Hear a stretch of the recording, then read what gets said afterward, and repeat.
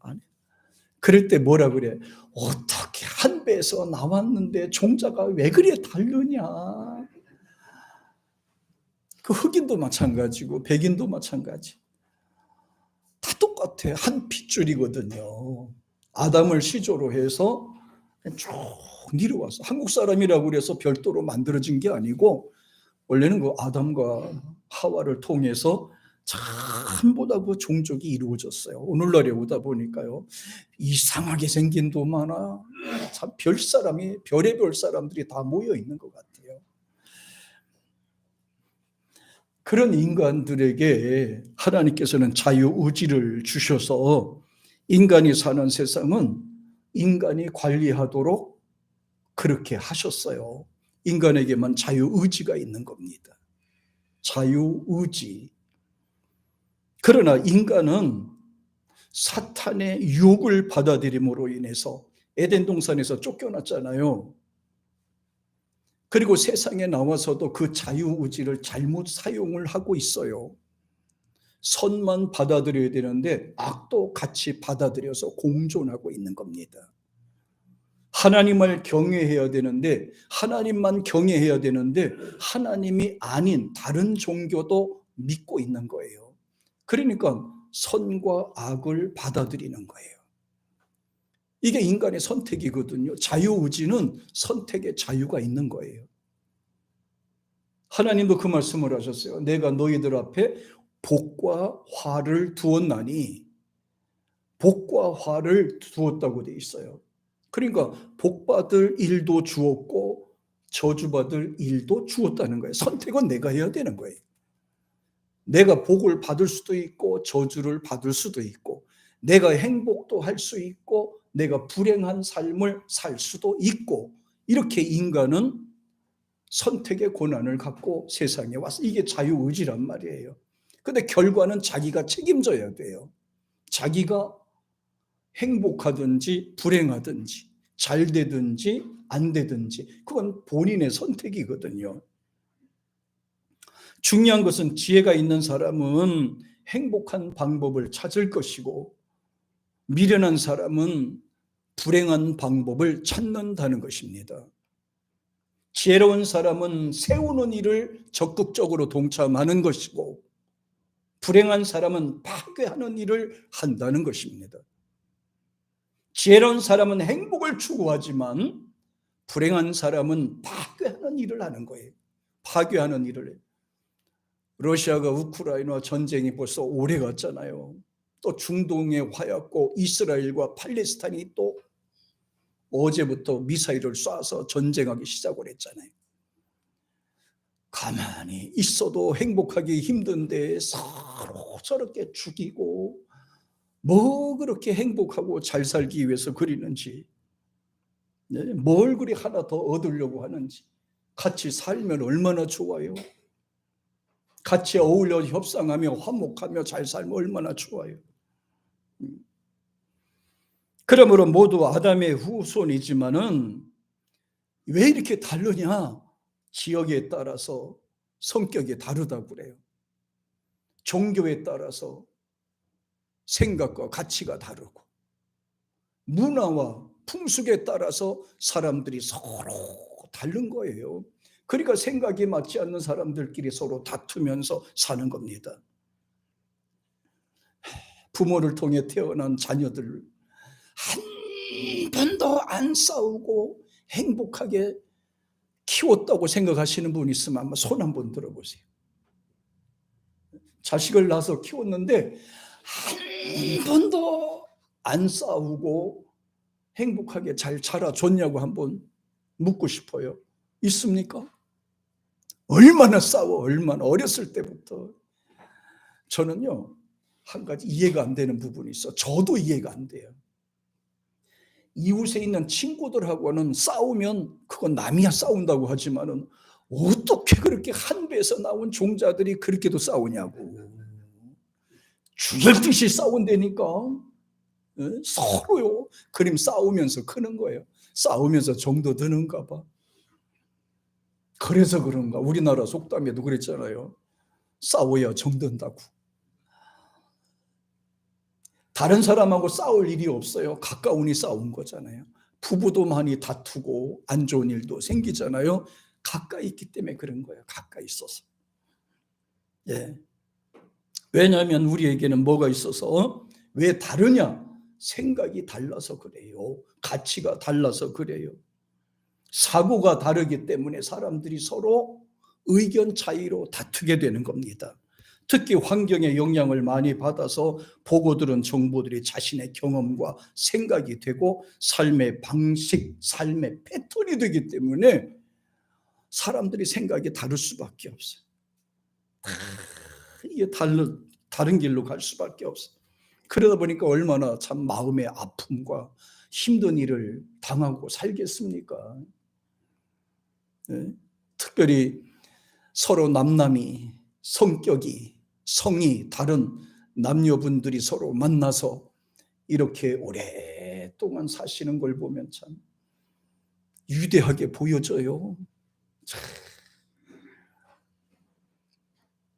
그게 대단한 거란 말이야. 대단한. 사람들과 대화를 해보면요, 의견에 대해 생각에 대해서 금방 파악할 수가 있어요. 마음이 맞지 않는 분도 있고 또 같은 사상과 생각을 갖고 있는 분도 있어요. 어쩔 수 없어요. 남녀 이성이 다르고 생각이 다르듯이 사람마다 다 특성이 있거든요. 다를 수밖에 없는 거예요. 상처를 받으면서 상처를 위로받으면서 상처를 주면서 스스로 극복하면서 우린 세상을 사는 거란 말이에요. 한평생 세상에서 행복만은 추구할 수가 없다는 얘기입니다. 예. 또 어떤 사람 만나면 항상 부정하는 모습을 가져. 부정적으로 생각하는 분들이 계시. 그런데 또 어떤 사람 만나면 항상 얼굴에 기쁨이 있고 즐거움이 있어요. 기쁨이 있고 즐거움이 있어요. 그래서 어떤 사람이 조사를 해봤더니 교회 다닌 사람의 특징은 얼굴이 환하다는 것이고 세상 사람들은 얼굴에 근심이 가득한 채 산다는 거예요. 그런데 어떻게 된 게 바꿔가지고요. 이게 바뀌어져서요. 교회 갔다 오는 사람들의 얼굴이 또 진보털이 싸질머지고 나오는 분들이 많아진다네요. 오늘부터 예수 믿는 사람들은 생각을 달리해야 돼요. 각오를 새롭게 해야 돼요. 웃기 싫어도 웃는 모습으로 다니고 기쁘지 않아도 기쁜 모습을 갖추려고 다니고 얼굴 찡그리지 말고 감사하는 마음으로 그렇게 우리 한번 얼굴 색깔부터 바꿔봅시다. 우리 아멘두시 아멘. 기쁘게 살자고 행복하게 살자고요. 그러면 속에 에너지가 좋은 에너지가 생겨서 건강하게 되는 거예요. 슬프다 생각하면 슬프고 힘들다 생각하면 힘들고 죽을 것 같다 생각하면 죽을 일이 생기지만은 그래도 감사하다 생각하면 얼마든지 극복할 수 있다. 이거는 생활과 방식은 세상의 모든 일들은 다 내가 생각하는 대로 이루어진단 말이에요. 그러니까 내가 감사할 수밖에 없어요. 감사하며 살 수밖에 없어요.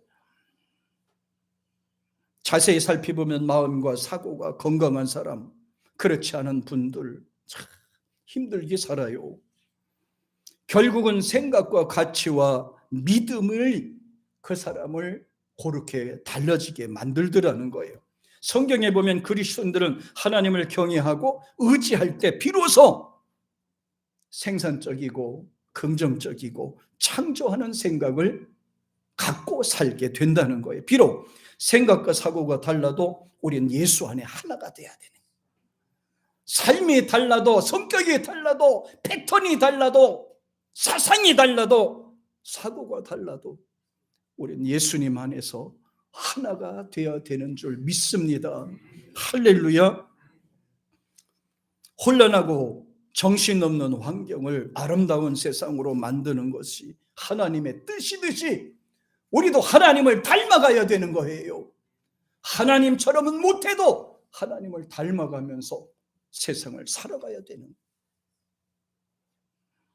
그리스도인들은 어떤 상황이 되든 항상 범사에 감사하면서 이 믿음을 갖고 기도하면서 파괴자가 아니라 창조자가 돼야 돼요. 아무리 안 좋은 환경을 만나더라도, 힘든 여건을 만나더라도 좋게 하는 방법을 찾으셔야 돼요. 저주받은 환경이라도 축복된 환경으로 만들어 가야 되는 겁니다. 실패자의 장소가 되더라도 성공자와 성공 장소가 되도록 해야 된다는 거예요. 사람들은 실패한다 할지라도 믿는 사람들은 실패자가 아니라 하나님 중심으로 살기 때문에 그는 항상 감사와 은혜가 넘치는 줄 믿습니다. 우리 한번 따라합시다. 나는 축복의 사람입니다. 다시, 나는 행복을 만드는 사람입니다. 그래요. 이 세상에서 행복을 만들어가기 위해서는 어떻게 해야 돼요? 저는 지금도 잊어먹지 않았는데 요새 있나 모르겠어. 요새 초등학교 졸업식에도 그 노래 부르나 모르겠어요. 앞에서 끌어주고 뒤에서 밀면 찬송이란다. 참 그 졸업식 노래 있잖아요. 요새 하나? 요새 바꿔 부르지 않았나요? 예, 윤석중 작사, 정순철 작곡으로 만들어진 노래가 초등학교 졸업식 때 의외적으로 불러요. 그러면서 그 노래 부르면서 많이 울기도 하고 있어요. 특별히 여자애들 같은 경우에는 그 노래 부르면서 많이 울잖아요. 학교를 떠나기 싫다고, 정들었던 선생님과 떠나기 싫다고. 남자들은 없어요. 빠이빠이 하고 간 남자들. 자, 부흥되는 교회도 바로 이렇게 되는 거예요. 밀어주고 끌어주고 기도해주고 협력하면서 하나님의 말씀 붙잡고 살아가는 겁니다. 지금 가을, 초가을이 되니까 날씨도 쌀쌀한데 허전할 거예요. 예수님의 사랑으로 함께하기를 축복합니다. 사도 바울은 믿는 자들에게 어떻게 하라고 됐느냐? 보세요. 한번 읽어보세요. 시작. 또 형제들아 너희를 권면하노니 규모 없는 자들을 권면하며 마음이 약한 자들을 안위하고 힘이 없는 자들을 붙들어주며 모든 사람을 대하여 오래 참으라. 여기에 내용을 보니까 이렇게 나와 있잖아요. 여기 보니까요, 힘이 없는 사람들을 붙잡아주래요. 권면하노니 규모 없다는 게 뭐예요? 무질서하고요. 이게 질서가 없는 거를 말해요. 공기에서 바로 잡으라는 거예요. 그다음에 마음이 약한 자들을 안위한다는 말은 위로해 주래요. 마음이 약한 자들은 저처럼 마음이 약한 사람들을 위로해 주라고요. 기도해 주고 격려해 주고 칭찬해 주고 이렇게 하라고. 이게 안위한다는 말이 그런 거예요. 마음이 약한 사람들. 왜 마음이 약해요? 때로는 질병 때문에도 그렇고 또 사랑을 받지 못하기 때문에 마음이 약한 거고요. 또 세상 살아가면서 마음의 상처를 많이 받은 분들이기 때문에 마음이 약한 거예요. 그러니까 하나님의 말씀이 들어가서 믿음이 강하면 극복할 수가 있습니다. 격려해 주라는 거야. 칭찬해 주래요. 위로해 주래요. 특별히 말이 많이 없는 사람들이 마음의 아픔이나 힘든 일들을 많이 겪으신 분들의 외톨이가 되거나 상처가 있는 분들일수록 말이 없답니다. 상처가 없는 사람일수록 말이 많대요. 다 풀어버리니까. 우리 오장님도 말이 많이 없잖아요. 마음이 얼마나 힘들어요? 왜냐면 풀어야 되잖아요. 풀어야 돼. 말로 풀어야 되잖아. 근데 못 풀고 이걸 속으로 새기는 거야. 그러다 보니까 이 마음에 쌓이는 거예요. 그리고 다 배타적이 되고 비판적이 되고 소극적으로 변하는 거야. 이게 나부터라도 이걸 사람 만나 이야기하고 털어버리고 이렇게 하면은 아주 괜찮은데 이거를 못하니까. 장로님 격려합니다. 칭찬합니다. 우리 안종노님은 말 잘 많이 하시는 복이죠. 큰일 났네. 이집도 마음이 아프다. 위로해 줘야 돼요. 사랑합니다, 장로님. 주님의 사랑으로 위로받으세요. 우리 최 집사는 말 많이 했잖아, 그지? 저 집도 마음에 상처가 많구나. 이 남자들이 말이 없다는 것은 마음에 쌓인 것이 많다는 뜻이에요. 여자분들은 의외로 말이 조절조절 수다가 많이 떠는 분들이 있어 건강하대잖아요. 그런데 이걸 풀지 않고 여기다 갖고 있으면 언젠가 큰 병이 돼버려요. 이게 풀어버려야 돼. 이걸 풀어버려야 돼. 응? 옆으로. 그러니까 여기 보니까 마음이 약한 자들을 안위해주고 위로해주고 이 말이에요. 그리고 힘이 없는 자들을 붙잡아 주라 그래. 힘이 없는 자들을 붙잡아 주고 또 모든 사람을 대하여 오래 참고 인내하고 사랑하고 격려하고 함께하라는 것을 강조했어요.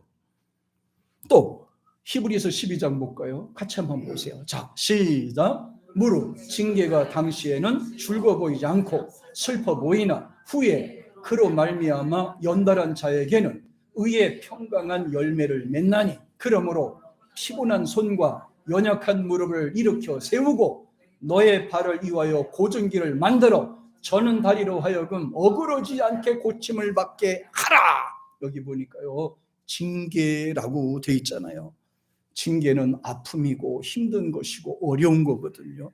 요거를 잘 소스를 만들어서 성장하는 어떤 자료로 삼으면 오히려 더 커진다는 거예요. 연단이 없이 어떻게 되는 거 있어요? 뒤에 보니까 연달이라는 말이 나오는데 연달이라는 말은 훈련하다, 단련시키다는 말이에요. 훈련이 없이 됩니까? 훈련 없이 무슨 군인이 됩니까? 네? 우리나라 해병대 훈련 과정은 굉장히 막 고단위라잖아요. 힘든 것을 한대. 그러니까 힘든 만큼 강한 군대가 되는 거예요. 우리 그리스도인들도 세상에 살면서 힘든 일을 많이 겪는 사람일수록 이렇게 강해진다고 그러잖아요. 그러면 뒤에 보니 뭐라고 그래요? 피곤한 손과 연약한 무릎을 일으켜 세우는 사람이 되고 또 너의 발을 이와여 고든 길을 만들어 저는 다리로 하여 어그러지지 않고 바른 길로 가도록 하라. 바른 길로 가도록 하라. 이게 바로 성경에 나와 있는 내용입니다. 예? 그리고 뒤에 또 볼까요? 모든 사람을 시작. 모든 사람으로 더불어 화평함과 거룩함을 쫓으라. 이것이 없이는 아무도 주를 보지 못하리라. 너희가 또 시작. 너희는 돌아보아 하나님 은혜에 이르지 못하는 자가 있는가 두려하고 또 쓴뿌리가 나서 괴롭게 하고 많은 사람이 이로 말미암아 더러움을 입을까 두려워. 여기 보니 쓴뿌리가 자자. 쓴뿌리. 마음의 아픔에 대한 거의 쓴뿌리. 원한이를 말합니다. 원한. 서운한 감정을 이렇게 쓴뿌리라고 그러거든요. 이 쓴뿌리 때문에 내가 마음이 확 튀지 못하는 거예요. 여기 아픔 때문에 이걸 극복하지 못하는 거예요. 이 쓴뿌리 때문에. 누구나 이 쓴뿌리를 다 갖고 있어요. 어렸을 때부터 받은 상처가 쓴뿌리가 돼서 이것이 괴로웠고 힘들고 아파지는 거예요. 이게 아파지는 거예요. 이걸 사람이 대신 갚아줄 수 있는 것도 아니야. 사람이 위로해 줄 수 있는 문제도 아니야. 이 문제는. 이거는 마음을 지으신 하나님만이 그 사람을 치료할 수가 있고 함께 할 수가 있는 거예요. 쓴뿌리라잖아. 마음의 쓴뿌리를 뽑아버려라. 뽑아버려. 사람이 어떻게 할 수 없는 거예요. 이거는 쓴뿌리가 질병이 되고 쓴뿌리가 고통이 되고 쓴뿌리가 원망이 되고 쓴뿌리가 불신이 되고 쓴뿌리가 아픔이 되고 쓴뿌리가 괴로움이 돼서 혼자서 괴로워하고 혼자서 아파하고 혼자서 눈물 흘리는 때가 얼마나 많아요. 이때 찬송해야 되고 아플 때 기도해야 되고 아플 때 하나님을 찾으면 하나님께서 치료해 주신다고 하셨잖아요. 쓴뿌리가 나서 괴롭게 하니까요. 그러면서 말하기를 음행하는 자와 혹 한 그릇 식물을 위하여 장자 명분을 판 에서처럼 살지 말자. 망령된 삶을 살지 말자. 망령된 삶을 살지 말자. 오직 하나님을 중심으로 감사하며 살자. 은혜 가운데 살도록 하자. 사도 바울은 또 이렇게 얘기를 해요. 로마서 15장 1절 아까 우리 읽어주셨죠? 같이 시작. 우리 강한 자가 마땅히 연약한 자의 약점을 담당하고 자기를 기쁘게 하지 아니할 것이라. 또 우리 각 사람이 이웃을 기쁘게 하되 선을 이루고 덕을 세우도록 하라. 여기서 보면요, 마땅히 연약한 자의 약점이라고 그랬잖아요. 강한 자 표현했어요. 여기서는요, 예수님을 믿고 믿음이 있는 자를 강한 자라고 그랬어요. 구원받은 자를 강한 자라고 그랬어요. 스스로 이제 교회를 찾아 나와서 예배할 정도를 강한 자가 되는 거예요. 하나님 없이는 나는 못 살아요 한 자가 강한 자예요. 하나님이 누군지 모르고 믿음이 누군지 모르고 하나님을 찾지도 아니하고 혼자 괴로워하고 혼자 힘들어하고, 이분들이 마음이 약한 자요, 약자가 되는 거예요. 약점이라고 여기 성경에는 분명히 나와 있어요. 약점. 약점이란 말은 헬라어에서는 아스테네마, 병 때문에 힘들어하는 분이죠. 원치 않는 병이 몸에 걸려서 그 병 때문에 괴로워하는 거예요. 약을 먹어도 안 되고 치료받아도 안 되고 괴로워하는. 병약한 사람, 믿음이 잘 들어가지 않아서 언제나 의심과 불평하는 사람을 이렇게 또 말해요. 믿음이 잘 안 들어갔어요. 하나님 제발 믿음을 주세요. 제발 믿어지게 해주세요. 하나님 왜 믿음이 안 생기나요? 믿음이 들면 되는 거를. 그리고 덕이란 말은 오이코 도메, 오이코 도메, 하나님의 나라와 교회를 세워가는 것을 이렇게 말하는 거예요. 하나님 말씀을 깨달아서 믿음이 성숙해 가는 과정을 오이코 도메라고 하는 거예요. 하나님 말씀을 깨달아서 은혜를 받아 그 말씀 붙잡고 사는 것을 오이코 도메라고 하는 겁니다. 하나님이 불러주신 은혜 감사해서 하나님을 찾게 되고 하나님을 사모하는 것을 가리켜서 오이코 도메라고 하는 거예요. 그래서 욥은 이렇게 말합니다. 욥이 말하는 걸 보다. 자, 시작. 넘어져 가는 자를 말로 붙들어 주었고 무릎이 약한 자를 강하게 하고. 여기서 성경에 보면 이런 부분이 많거든요. 사람도 이렇게 뭐예요? 넘어진 자를 이렇게 붙들어주고 마음 약한 자에게 위로해주고 이렇게 붙잡아주고 이렇게 하듯이 또 무릎이 약한 자를 표현을 많이 했어요. 맞아, 나이가 들다 보면 사실 이 관절 때문에 무릎이 약한 분도 많아요. 근데 이런 관절이 아니고 여기서는 스스로의 의지가 약해서 일어나지 못하는 상태를 무릎이 약하다고 그랬어요. 무릎은 뭐예요? 기도하지 않는 거를 무릎이 약한 상태, 하나님을 찾지 못하는 상태를 이렇게 표현을 했습니다. 아주 재미있게 표현을 했어요. 하나님이 붙들어주는 마음처럼 우리도, 우리의 마음도 그렇게 되라는 거예요. 붙잡아줘. 혼자만 살지 말고, 혼자만 살지 말고 위로해주며 살자. 혼자만 잘 살지 말고 나보다 어려운 사람 돌아보면서 붙잡아주란 말이에요. 이렇게 붙잡아주면서 내 믿음이 자라는 거란. 어떻게 하느냐? 언어 있잖아, 언어. 말로, 권면을 통해서 붙들어주는 거예요. 어떻게 한다? 힘내세요. 하나님이 함께 하세요. 힘내세요. 하나님이 도와주시잖아요. 기도합시다. 하나님이 함께 하세요. 세상에 살면서 힘들고 어려움을 당할 때 격려해 주는 사람도 붙들어 주는 사람이 없다면 얼마나 힘들까요? 그 역할을 가족이 대신하는데 가족의 그 역할을 잘 감당하지 못해서 하나님께서는 믿음의 식구들을 붙여준 거예요. 기도하는 사람들을 붙잡아주는 거예요. 기도하는 사람 붙여준 거예요. 믿음이 약한 사람을 위해서 기도해 주세요. 스스로 일어나지 못하고 고통 가운데 있는 사람들을 위해 기도해 주세요. 믿음이 없어서 방황하니까 그런 거죠. 믿음이 있으면 방황하겠습니까? 하나님을 알면 방황하겠습니까? 하나님을 몰라서 방황하는. 하나님을 모르는 사람들은 얼마나 힘들겠어요. 얼마나 어렵겠습니까? 마음이 공허하니까, 마음이 허전하니까. 혹시 눈에 보이는 일을 순간적으로 한두 번 도와줄 수는 있어도 진정한 위로자가 되시는 분은 바로 하나님이신 겁니다. 하나님만이 나를 붙잡아 주시고 함께 하시는 거예요. 하나님께서 이스라엘 민족이 고난받을 때 애굽의 어려운 상황을 이렇게 표현을 합니다. 같이 한번 볼까요? 같이 시작. 나 여호와가 말하노라. 애굽을 붙들어 주는 자도 엎드러질 것이요 애굽의 교만한 권세도 낮아질 것이다. 밑돌에서부터 수에네까지 무리가 그 가운데서 칼에 엎드러지리라. 나 주 여호와의 말이니라. 보세요.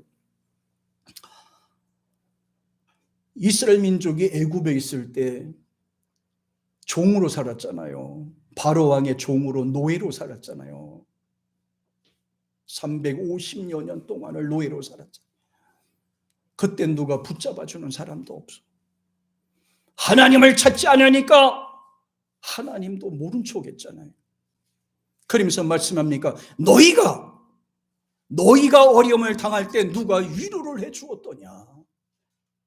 권세가 너를 위로해 주었더냐? 물질이 너를 위로해 주었더냐?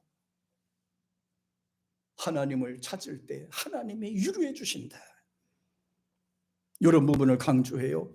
그래서 데살로니가전서 5장 14절에서 아까 말씀 읽은 거죠. 같이 시작. 또 형제들아 너희를 권하노니 규모 없는 자들을 권계하며 마음이 약한 자들을 안위하고 힘이 없는 자들을 붙들어주며 모든 사람을 대하여 오래 참으라. 이렇잖아요. 힘이 없는 거는요 아스데네라고 그랬죠. 다시 말하면 육신이 병이 들어서 약해지는 상태. 육신이 꼭 병이 들지 않아도요 나이가 들으면 저절로 기력이 쇠해지게 돼 있어요. 무릎에 진액이 빠져서 무릎도 관절도 생길 수가 있고 심장 기능도 약해질 수 있고 오장 육부가 약해질 수 있어요. 나이가 드는데 그런 건강하면 이상한 거잖아요. 나이가 들으면 저절로 다 모든 게 약해지게 되는 거예요. 그거 이상한 현상이 아니에요. 당연한 겁니다. 기능이 약해지니까 병도 생길 수가 있고 힘든 일도 생길 수 있고 어려운 일도 생길 수 있고 다 그런 거지 뭐. 그렇게 하면서 세상을 살다 가는 거예요. 그거 이상한 거 하나도 없어요. 중요한 거는 마음. 내 마음만큼은 청춘으로 살아야 되겠다. 하나님 중심으로 살아야 되겠다. 하나님이 주시는 마음으로 살아야 되겠다 이거예요. 천국을 소망하며 찬송하며 감사하는 마음으로 살겠다 이 말이에요. 그래서 하나님 믿는 것이 이렇게 중요한 거예요. 뒤에 보면 또 장래 소망이 없어서 무기력한 상태라고 그러잖아요. 사는 의미가 없대. 요새 젊은 청년들이요 삶의 의욕이 없어가지고 살다 힘들으면 자살한대잖아요.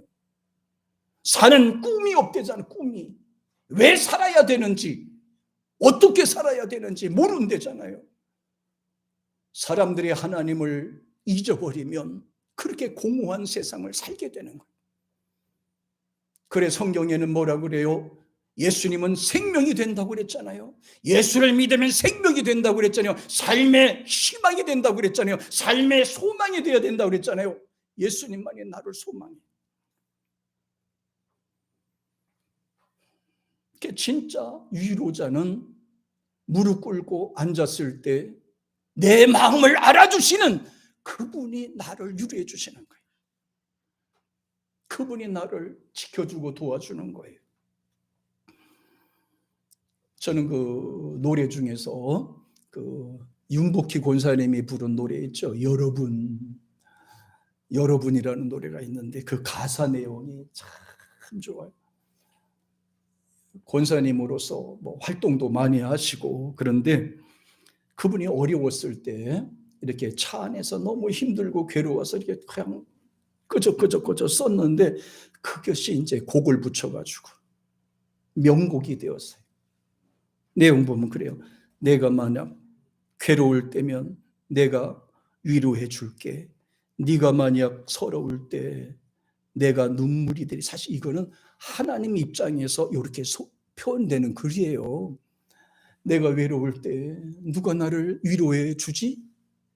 그래, 그분 여기서는 여러분이라 그랬어. 대중적으로 대중 가요가 되다 보니 여러분 했는데 사실은 하나님이라는 글이래 이게. 나를 누가 위로해 줄까? 바로 예수님. 누가 나를 찾아주실까? 바로 예수님. 내가 만약 괴로울 때 내가 위로해 줄게. 네가 만약 서러울 때 내가 눈물이 되리.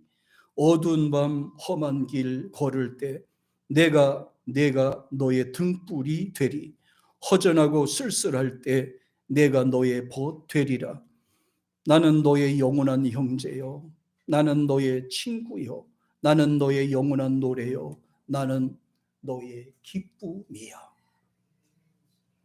예수님만이 나의 기쁨이 되고 위로자가 된다는 것을 말씀해 주셨어요. 그러니까 가요가 아닌 찬송이 된 거예요. 그냥 복음성가가 아니라. 네가 만약 괴로울 때면 내가 위로해 줄게. 네가 만약 왜 서러울 때면 내가 눈물이 되리.